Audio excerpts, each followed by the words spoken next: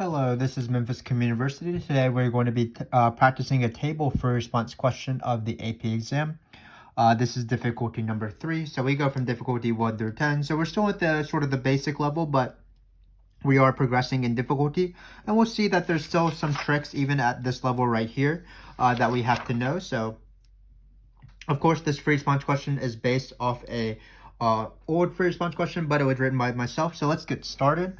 It is a table free response question, so we can expect questions like MVT or IVT, Riemann sums, interpretation of integrals, maybe approximating a derivative, something like that.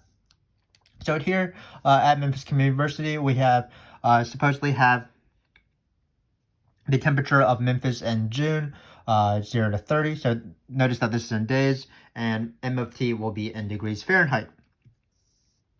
Looks like the rest of this paragraph really doesn't matter, just sort of verifying that. So let's just get started with the questions. Why must there be a time 0 to 4 when M of T equals 92? So hopefully you watched our first video, but when you know that there's some sort of weird wording like this, why must there be a time, or show why this must exist, or what's the fewest number of times that this happens, where they are not asking you to actually find the time, this is going to be IVT or MVT. Because IVT or MVT never tells you an answer, like taking a derivative, for example. It just shows you that a certain time that you might want exists. So when you determine that it's IVT or MVT, maybe just by the words why must, then you are ready to sort of answer the question, of course. You want to choose whether to use IVT or MVT. So the general rule of thumb is that MVT is for derivatives, because MVT is governed by the phrase calculus slope equals algebra slope somewhere in the interval.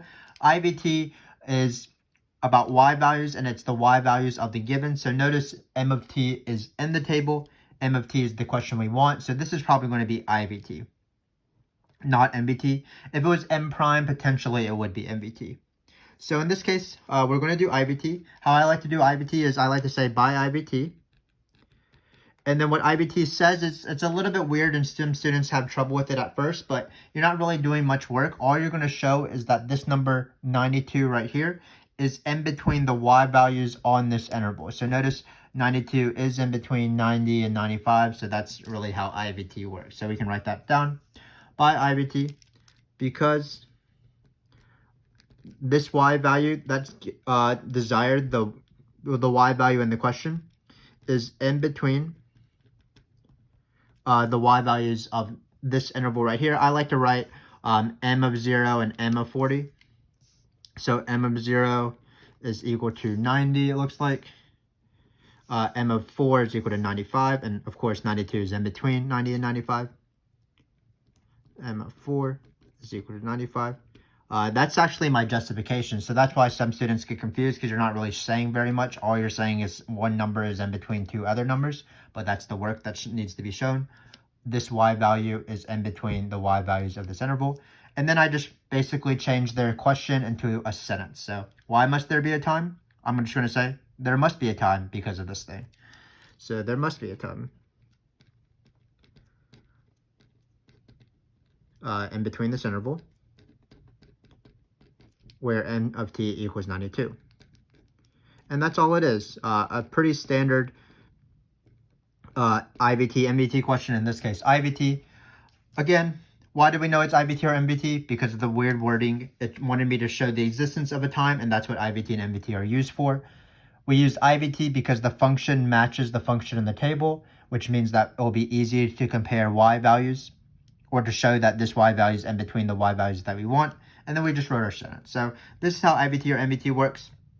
If you're still a little bit confused about IVT or MVT, and you just want practice on IVT or MVT, we do have videos on our channel, so on IVT or MVT exclusively, so check those out if you need to. But I'm going to move on, and I'm going to be doing B, which is the Riemann sum question. In my opinion, the most important part of this question. So this is where it gets a little bit tricky. So first off, we're going to be doing a trapezoidal sum. Before you take the AP exam, or before you take your test, you do want to know how to do all 4 types of Riemann sums: left, right, trapezoidal, and midpoint. They're asked equally often. So in this case, we have trapezoidal sum. In our next video, difficulty number 4, we'll have midpoint sum if you want to see that.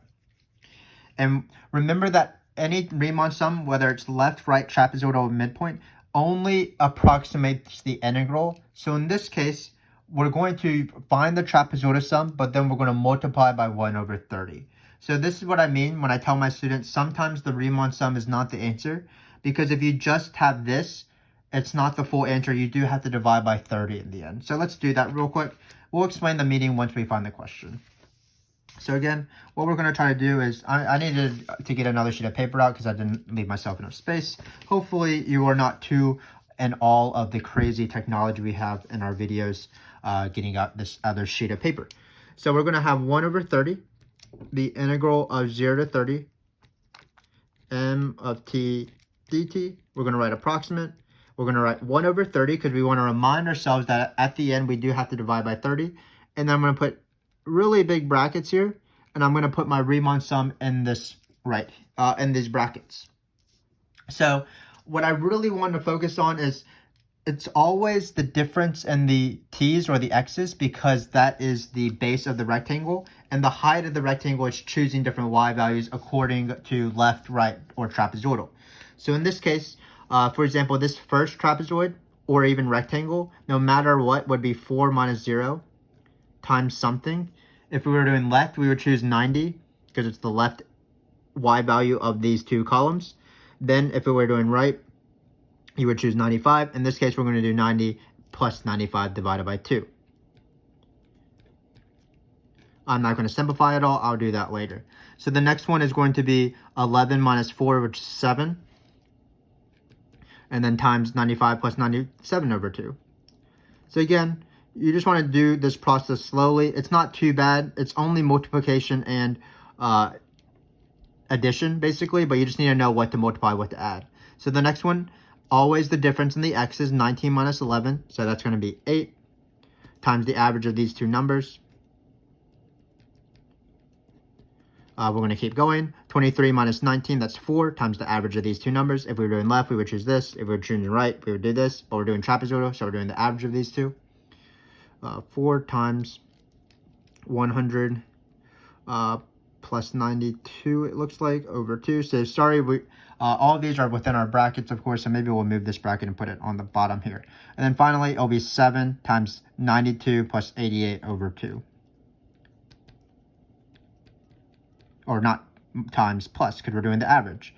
Of course, the average of two numbers is the sum of the two numbers divided by 2. Luckily, in this case, we can use a calculator, which is always nice. So I'm going to pull out my friend here, Freddie. He is going to solve this for me. I already have the cap off, so I don't know why I took the cap off. So I'm going to clear all this, and then I'm just going to do this carefully in parentheses. So let's just find the fractions first, and then definitely no harm in writing more steps out. So I'm just going to find the fractions. 90, let's see if we can do this. 90 plus 95 divided by 2. That's going to be 92.5. Again, you could probably do this in your head, but I don't like to trust myself. And if I have a calculator, I might as well use it. Like, for example, this one I know is 96, because it's the average between 95 and 97. But you might as well let Freddie be part of the fun a little bit. We have the calculator. We might as well use it. So 97 plus 100 divided by 2. 98.5. Just be careful with parentheses and things like that if you want to type it all in at once. 100 plus 92 over 2. I can probably do that in my head, but why not? It's not just 2, of course. It's 96. And then finally, this is going to be 90. But again, I'll just type it in. I can't type it in right. So it's 90. So it's going to be 7 times 90. So we're going to add up these numbers. Again, this is kind of cumbersome, but you do have a calculator, so it's not too bad. Even if it wasn't a calculator, usually the numbers would be easier, so you can do it in your head.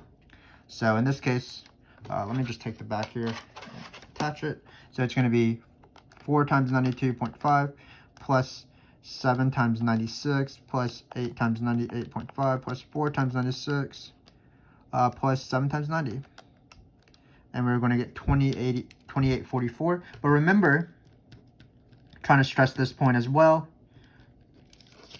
that when you do the Riemann sum, what it is it's an approximate of the integral. It's you're finding the areas of rectangles that basically have the area of your under the function that you want. So in this case, this number 2844 is just this integral. So we do have to divide by 30. So it's going to be 2844 divided by 30. That's going to be 94.8. So that's going to be this Riemann sum. So that's how you do it. Always the difference in the x's times different y's. So let me just verbally say what left would be. It'd be 4 times 90, 7 times 95, 8 times 97, 4 times 100, and then finally 7 times 92. So that's how you do Riemann sums. And again, the Riemann sum is not the full answer. Oftentimes you have to do one additional step. In this case, we had to divide by 30. So now we're ready to explain the meaning of this integral. Well, what is an integral of something? And then you divide by the length of the interval. That's actually average value. So average value of f. It's different than average rate, which is algebra slope. But average value of f is 1 over b minus a, the integral of a to b of f of x dx. This makes sense. The average of numbers is you sum up all the numbers and divide by the number of numbers. So in this case, it's the same sort of thing. You take the integral, which is the sum of all these f values, and then you divide by how many sort of x's you have, which is the length of the interval. So in this case, what 94.8 will be is the average of whatever we're doing, temperature of Memphis in June,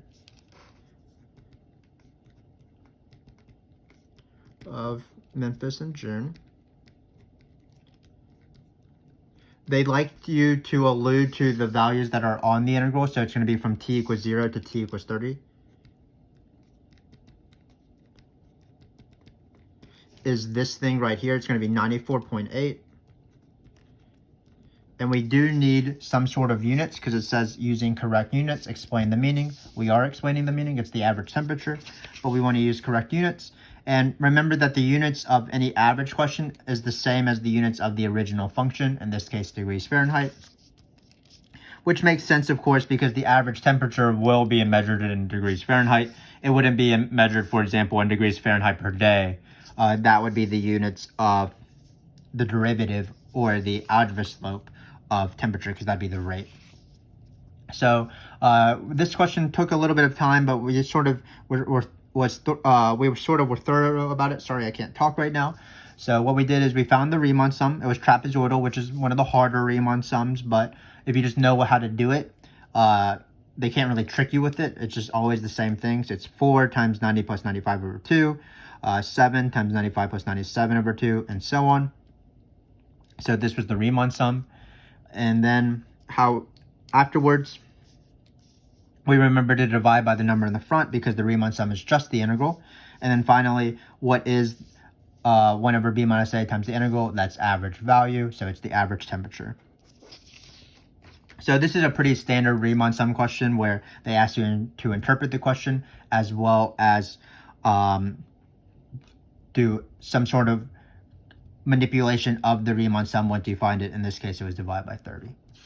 So let's move to the back. Let's do a lot easier question. So let's just evaluate this integral. It says m prime of t if you can't read it. And then using correct units, we're going to explain the meaning of this expression. So this one is a lot easier because this is m prime. So m prime of t dt. We're just going to take the antiderivative of this, which of course is just m. Using fundamental theorem of calculus, we're just going to plug in 0 and 30. So it's going to be m of 30 minus m of 0. And then finally, we do need to find these numbers. So m of 30 is 88, m of 0 is 90. So it's just going to be 88 minus 90, which is negative 2 degrees Fahrenheit, because the units are Fahrenheit. And again, these units are m. So basically, the only thing we have to do left is to explain the context of the meaning. Whenever you do fundamental theorem of calculus, where you take the integral, the antiderivative, and plug in top minus bottom, your explanation, they want you to use the words net change or something like that. So what I'm going to say is that the temperature in Memphis You could say decreased by 2 degrees, or you could just say experienced a net change, had a net change of this guy right here from, and then they usually like you to refer to the numbers on the integral, of course. So t equals 0 to t equals 30. Basically, what this is asking is showing you that the integral of the rate is the same thing as the net change or the accumulation of whatever your function is from your time point 0 to 30. This appears, of course, more often in accumulation for response questions where they give you a rate in and they ask you to find how much sort of water entered the tank or something like that. Those free response questions are called accumulation free response questions on our channel. So you can check out those because we have videos from difficulty 1 through 10 on those if you want to practice. But again, this question was pretty easy. All this was fundamental theorem of calculus. We took the integral, plugged in the numbers top minus bottom, and then we used the tables to find these values. For some reason, some of my students like to divide by 30 because they think it's this question right here with the 1 over 30 with the average. But there's no 1 over 30 in here, so you wouldn't divide by 30 in this case. It would just be integral of top minus bottom. It's just the fundamental theorem of calculus. If there was a 1 over 30, then it would become average rate of the temperature because you're taking the average formula on m prime. So the average rate formula is 1 over v might say the integral of f prime, and again you can change that to algebra slope by doing the fundamental theorem of calculus. But the key is this question is very easy. Just take the antiderivative, plug in the top minus bottom, don't divide by the time, which for some reason some of my students like to do that. So we have one last question to do, which will be also fundamental theorem of calculus, I believe. So it says at time t equals 0, the temperature of another city in Tennessee, I'm not quite sure which one it is 98 degrees. This city's temperature is given by the function n of t, which is this guy right here. No, sorry, n of t is not this guy. N prime of t, the rate of change of n of t is this guy right here. And then it says at time t equals 0, which city is hotter? So, well, I can find the temperature of Memphis pretty easily, m of 30. That was found in the previous example. M of 30 is 88 degrees. So m of 30 is 88 degrees. That was pretty easy. So really, I just need to find the temperature of this other city, whatever city this is. So I'm going to write a formula for that. This is fundamental theorem of calculus. So how I like to set up my fundamental theorem of calculus questions when I want to find the antiderivative at a time, so n of 30, for example, I always have f of x, f of b equals f of a plus ab of f prime of x. And this is the fundamental theorem of calculus. So a is always my given independent variable, so you can write either x or t. This is the given y value of this one, or you can say the given function value. And then for b, I like to put the want x or t value. So in this case, it will be 30. So this integral appears, it's the fundamental theorem of calculus. It appears so much on the AP exam, usually in those accumulation for response questions or particle motion for response questions or parametric for BC people. It appears more often in those questions, but it can appear in these table for response questions at the very end. So let's try to set it up in this case. Well, n of 30, remember 30 is my want x or want t in this case. I want to find the temperature at time is equal to 30. So I'm going to set up the rest of the question. So I'm going to write n of 0, which looks like no, but whatever. But it's n of 0 because it's the given y function value. That's going to be 98. Then we're going to write plus the integral. 0 is going to be on the bottom of my integral because that's the given time. 30 is going to be on the top of my integral. That's the want time. And then finally, I'm going to put n prime of t here. So let's just plug in the numbers that we know. So n of 0 is 98, as alluded to before, plus, and we're going to put this integral right here. We might as well just use parentheses. 312 e to the negative 0.8t from 0 to 30. And then we're just going to find this number. Freddie will actually find it for us as we type it in a calculator. So let's do that. So it's going to be 98 because there's this 98 plus. This is the initial amount or the initial temperature added to the net change of the rate from 0 to 30. So it's going to be plus math. We're going to go down to integral 0 to 30. And then we're going to type in this function. I'm going to use x's, of course, because I usually use x's. But as long as you use the same variable of integration, you should be fine. So it's going to be e. Hopefully you can read this. E to the negative 0.8. No, it's not 0.08. Let's be careful here. 0.08. So obviously the calculator is your friend, but you do want to make sure that you type everything into a calculator correctly. If you've watched our videos before, you know that I mess up so often during this sort of process. So just be careful. Make sure your numbers make sense. In this case, looks like our temperature is 95.11, which is certainly reasonable. So whatever the city was that starts with an N, it looks like this city will be hotter than Memphis because 95.11 is bigger than 88. So the other cities is hotter. Only at this time, though. Perhaps at other times, Memphis was hotter. But this question is sort of those random questions they have in Part D, where usually the first three questions are either IVT or MVT. In this case, it was IVT. Riemann sums, approximating derivatives is sometimes the first question, or interpreting these integrals where you do fundamental theorem. And then for the last question, sometimes they just add something that appears on other questions, like average of something, or fundamental theorem of calculus. In this case, taking derivatives is an easy version, related rate, something like that. But again, these free response questions are pretty typical. So let's go on and review what we did in this case, and then I will let you guys go if you have stuck to this point of the video, which I applaud you for. So first off, we saw y must. That's going to be IVT or MVT. It's going to be IVT in this case because the function matches. So all we did was we showed 92 is in between the y values of 0 and 4, and we were done with IVT using these two values right here. The Riemann sum question involved the most things. First off, we found the trapezoidal by taking the difference of the t rows, adjacent pairs of columns.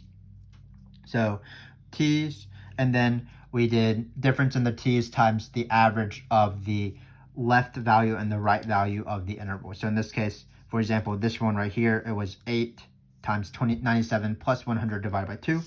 We found the Riemann sum, but we remembered that the Riemann sum wasn't the answer. We had to divide by 30 because the Riemann sum is just an approximation of the integral. And then finally, to interpret this, this was average temperature because it's whenever b minus a, the integral of temperature. So it was the average temperature from t equals 0 to t equals 30.